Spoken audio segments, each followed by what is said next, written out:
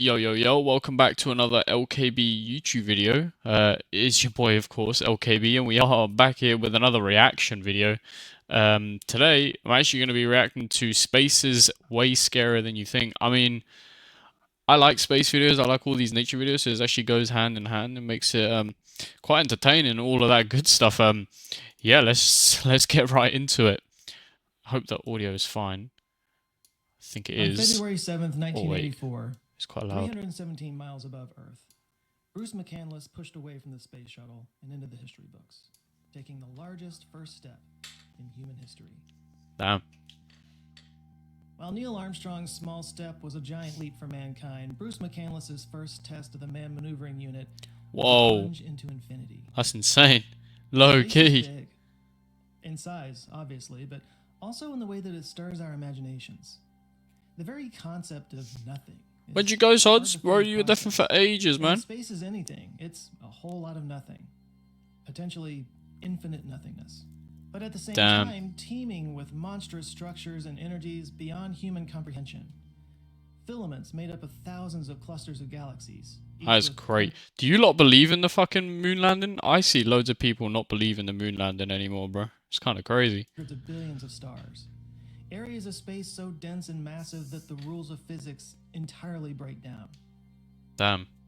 And yet, big up the black holes. Outside, shout out Interstellar and that. Stars. All the rest of it is just out there, hidden in the endless darkness, like an eldritch horror. And despite that, or maybe because of it, we feel inexplicably drawn to it. From our earliest days, we explored the infinite darkness, looking for meaning. We used the stars to navigate, to guide our planting of crops. We imprinted our gods and mythologies into the patterns we saw in them. We may not have known what was out there, but we knew it was important. Moon landing was the fakest thing ever? Eye-enhancing telescopes. You don't believe in the moon landing? And found monstrous worlds. It's kind of crazy.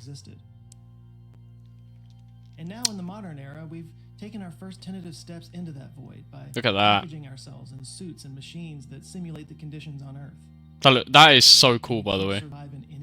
I've been on a space vibe in the last couple of days. Is a microscopic oasis in a never-ending inky void, as insignificant to the rest of the universe as a bacterium floating in the middle of the Pacific Ocean. Astrophobia is the fear of space, or astronomical objects. Astro from the Greek astron, meaning star. How can you be scared of what you're in? Like, are you just living in constant fear? Astrophobia is the fear of stars, but it includes space and celestial objects as well. Objects like, say, the Mars moon Phobos. We literally have an object in the solar system named Fear. If someone from the city who rarely sees stars goes to the country or dark sky territory, they might find the immensity of a fully lit night sky to be overwhelming, even nerve-rattling. We might say that person has a touch of astrophobia. A believer in astrology might become nervous in the days when Mercury goes into retrograde. This could be considered astrophobia. Or the old idea that people go mad under no visible stars, flags waving, but there's no wind. Armstrong's boot print isn't even the same as the picture. The ship they landed on made no print on the moon at all. Just doesn't add up. I think we've been there and space and all that, but not them. Hey, man. I don't know. I think they went up there. I don't know. Thought to be harbingers of disaster. In fact, that's where the word comes from. I've seen a load of drama over the moon landing. That star. But there's another type of astrophobia. One that's not specific to an object. It is kind of crazy that they did it in 1969. Much deeper. A kind of cosmic existentialism. Have you ever laid in the grass on a clear night and just took in the sky? I have not. Wash over you and kind of become a part of it. A strange sensation starts to come over you that you're not actually looking up. You're looking down. Below you is a drop into an infinite void, and the only thing keeping you from falling... That's kind of weird to think about. Like, when you look up, like... That's so trippy the way he said that, because, like, technically you could just be looking down. You know, because the Earth is round, isn't it? So, like, you could be literally looking down. But for you, it's up. That is tweak stuff right there. I think they did, but not in that recording. I have no idea. I haven't even looked at the recording of that. I just see like the clips. This shift in perspective is a bit of a transformative experience, and I recommend everybody to have it at some point in their lives. Certain chemicals can help that along. Just saying. Whoa, whoa, this guy's influencing drug use? We do not influence that on the LKB channel. There is no down. It's just out. In all directions. Forever. And the only thing keeping you from falling into it is this invisible force called gravity, which we still don't really understand. And it's a good thing because we don't understand gravity? I swear we do. Directions, you'd be dead after 5 miles. That's it. That is as far as a human can go in that direction before we can't breathe anymore. 5 miles. They fucking nerfed us. You could walk that distance in a little over an hour. That's nothing. An hour? Everything beyond that. 5 miles to walk that in an hour? How fast are you walking, bro? I walk slow as hell, so like, for me that is insane. And even in that sliver, we can walking 5 miles in an hour. Bro, a mile an hour is like my peak. Only 43% of it is habitable. The rest will kill you with oppressive heat, extreme cold, and choking forests. Bro, humans are low-key like soft, bro. Like you can dehydrate, drown, yeah, fall off a cliff, get hit by lightning, consumed by fire, consumed by a lion or a tiger or a bear. You could eat the wrong berry. True. The wrong snake. I would never pet a snake. Bug, or go to Australia. You could get blown up by a volcano. Well, that's kind of unlikely. Catch a disease from a rat, or have a small number of blood cells clot up and travel. I never understood that. You know how rats pass like diseases through stuff? How do you have to get bit by it, or is it like something else? Or you just die because you're old.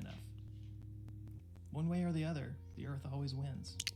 Damn, they actually recorded that poor lady. Survived Earth, and yet it's the only place in our solar system we can survive. If you teleported to the surface of Mercury, you would lose consciousness within 20 seconds for lack of oxygen. And in the vacuum of space, your skin would... 20 seconds for lack of oxygen? Listen, he said walk 5 miles in an hour, but he can't hold his breath longer than 20 seconds? Or is it because it sucks the air out of you? That I don't know. Gases in your blood flash into bubbles, like fucking hell. Soda.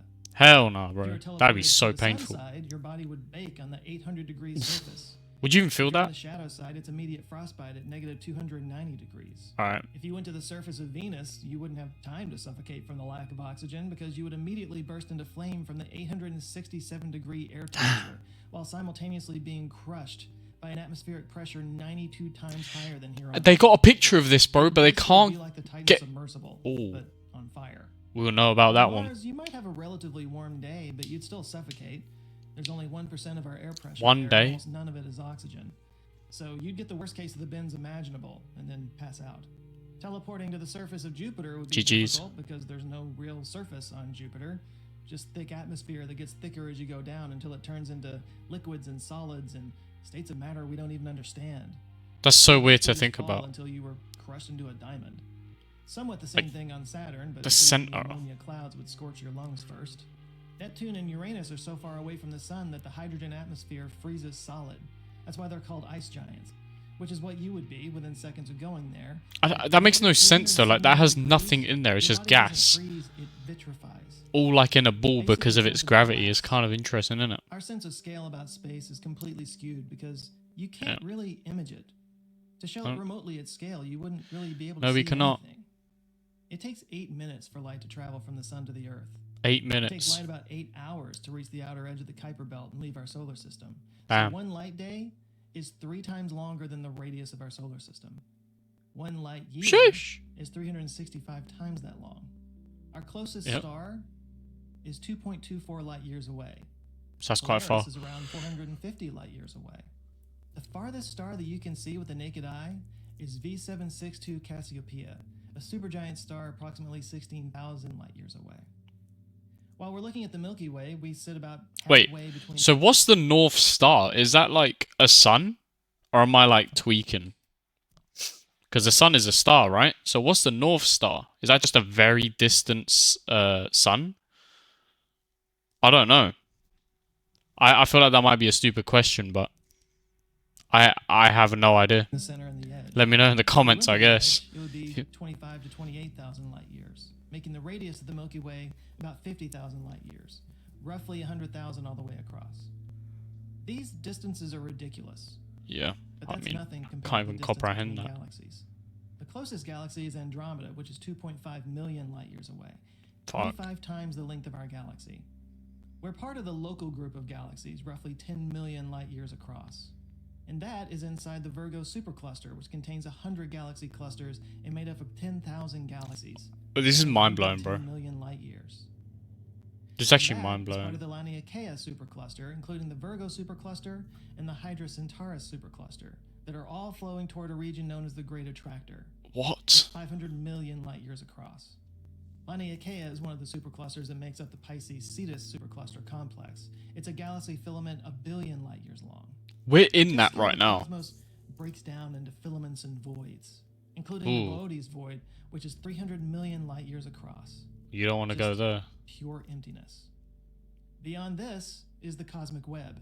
But that looks like the neural brain connection thing, doesn't it? 93 billion light years across. Sheesh. Given the absurd scale that we're dealing with, one can only assume that the universe is filled with billions, even trillions of different planets harboring life.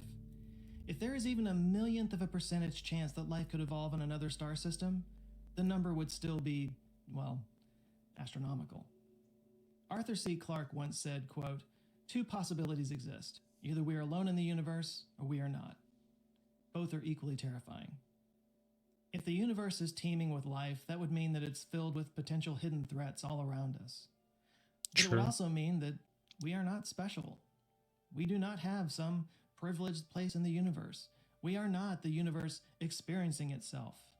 We're just a really weird fluke of organic chemistry that happens from time to time, devoid of meaning and purpose. If there is no life outside of Earth, then how's that scarier than being alone? Floating in an infinite void, which would be, in the words of Ellie Arroway, a huge waste of space. It's such a waste of space, it feels unreal. Perhaps a simulation? What if this really is just a massive game that creates itself as we explore the virtual universe? The further out we look, the more we see. Appreciate it. W's in the chat. Deep field photo pointing at a tiny Thank you. patch of sky I always forget. Thousands of galaxies. Bro, in the future, I want to go to space, bro. Like, I actually do. I don't want to go far into space. I just want to see the Earth. That is insane. Maybe you and I are just ones in I want to see the Earth from... I want to see the Earth from space. This is a popular theory, if maybe a little bananas. But belief in it is Wait, understandable, that's a triangle. Considering the equally baffling absurdity of the physical universe. There is a more elegant solution, though. One that allows for a universe teeming with life, but simultaneously seemingly void of life.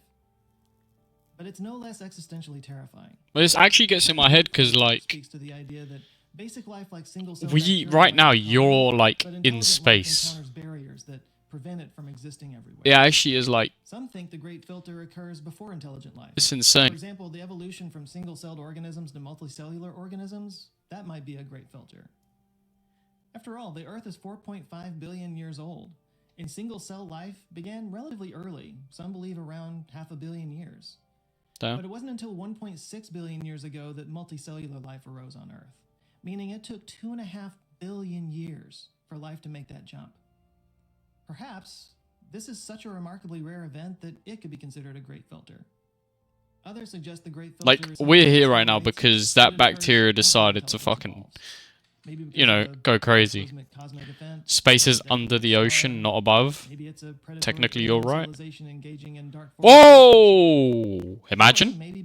That's what you see. You look out and there's a massive ship. That's like, even that's not comprehensible. Look, they even got the new battlefield map there. Ultimate goal of evolution, but a mutation of it, a kind of cancer, a metastasis that requires an unsustainable consumption of resources that inevitably dies out. All of this is an overdramatic way of saying that maybe intelligent civilizations have a time limit. And if there's anything... I mean, yeah, we kill each other all the time. It's stupid. You are fundamentally linked after all. The average lifetime of a species here on Earth is between 5 and 10 million years. Intelligent life might fare better, or it might fare worse, but we can give ourselves the benefit of the doubt. Let's just say we last 10 million years. In the 13.8 billion year history of the universe, that is a line so thin, You can barely see it on the screen.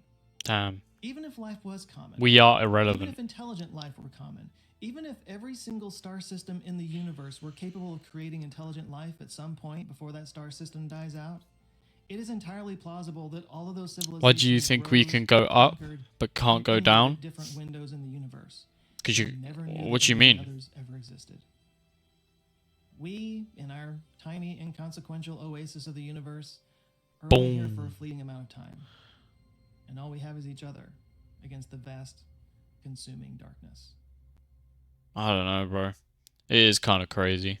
On Valentine's Day in 1990, the Voyager 1 spacecraft, well past the orbit of Neptune at this See, point, I know about this. one last look back toward the inner solar system and snapped a picture. This is the greatest photo of This all picture held time. no scientific value. In it, there was nothing we could learn that we didn't already know. Look at us. That's Within us this right photo, there. Voyager captured Earth from over 6 billion kilometers away. Wow. Making it look like only a cluster of blue pixels. Carl Sagan championed this photo and called it the pale blue dot. Crazy. It is, in a sense, the most accurate photo of our species ever taken. In Carl's words, from this distant vantage point, the Earth might not seem of any particular I don't believe that. but for us, I want to go space in the future. consider again that dot. That's here. That's home. That's us. Look at that, In it, bro. everyone you love, everyone you know, everyone you ever heard of, every human being who ever was, lived out their lives. The aggregate of our joy and suffering, thousands of confident religions, ideologies, and economic doctrines. Love Every the victim and earth. Voyager, every hero and coward, every creator and destroyer of civilization, every king and peasant, every young couple in love, every mother and father, hopeful child. Like, think about it. hunter and explorer, You're every born teacher of morals, on every that corrupt politician, tiny thing every in space, and you scoundrel, want to every supreme destroy leader, things. You every want to saint hurt and people. sinner in the Like, history of our species you lived there, are. Look on at a that, mote of bro. dust, suspended in The the sun. odds of you being here right now are like The so Earth low. is a very small stage in a vast cosmic arena. I'm gonna go up there and find out for myself, bro, and I'll report back. Just stick around the Twitch streams. If my YouTube does blow up and all that blows up, my trading keeps going the way it's going, I'll go to space, bro, and I'll prove it. On the scarcely distinguishable inhabitants of some other corner. How frequent their misunderstandings, how eager they are to kill one another, how fervent their hatreds. Damn, I just said that. It's like he heard me. The delusion that we have some privileged position in the universe are all challenged by this point of pale light. Everything you know is there, bro. Everything you will ever know is there, potentially, obviously. There is no hint that help will come from elsewhere to save us from ourselves. I love that we're like in that strobe of light. It's like we were selected to be there, you know what I'm saying? Even though the Earth is moving.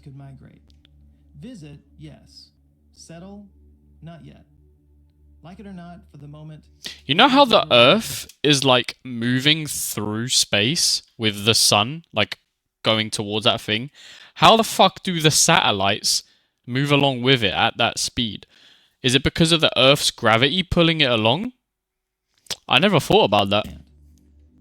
It has been said that astronomy is a humbling and character-building experience. A spaceship? No way, bro. I know. I think that we have been. We go up there to space. You can see it. You can see them up there. The only home we've ever known.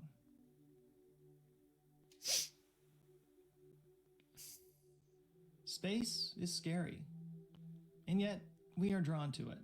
It's the ultimate call of the void. And with a renewed interest what would they gain from lying, anyways? Like the Vera Rubin telescope, we seek to expand CGI's everything. Yeah, but why would they lie? What's the point in lying? It gets you nowhere. Maybe we'll wise up and outlive our species' life expectancy. Maybe we'll expand through the cosmos and find new homes on other worlds near other stars.